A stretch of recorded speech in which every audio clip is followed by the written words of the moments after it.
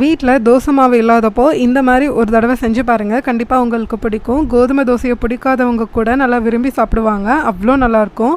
இது செய்கிறதுக்கு ஃபர்ஸ்ட் சின்ன வெங்காயத்தை நல்லா சின்ன சின்னதாக கட் பண்ணி வச்சுக்கோங்க. பல்லாரி கூட சேர்த்துக்கலாம். பட் அதை விட சின்ன வெங்காயம் ஆட் பண்ணால் டேஸ்ட் இன்னும் சூப்பராக இருக்கும்.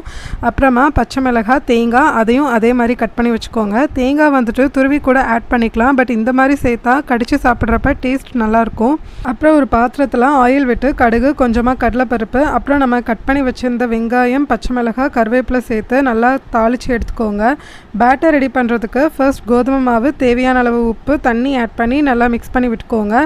இது கூடவே நம்ம தாளித்து வச்சுருந்ததையும் தேங்காவையும் சேர்த்துட்டு நல்லா மிக்ஸ் பண்ணி விட்டுக்கோங்க. மாவு ரெடி பண்ணுறப்ப எந்த ஒரு கட்டியும் இல்லாத அளவுக்கு நல்லா மிக்ஸ் பண்ணி விட்டுக்கோங்க. தோசைக்கல் நல்லா சூடானதும் ஒரு சின்ன கரண்டி வச்சு சின்ன சின்னதாக ஊற்றி ஆயில் இல்லைனா கீ விட்டு சுட்டு எடுத்துட்டா நம்ம டிஷ் சூப்பராக ரெடி ஆகிடும். இது கூட சட்னி இல்லைனா சுகர் வச்சு சாப்பிட்றதுக்கு நல்லாயிருக்கும்.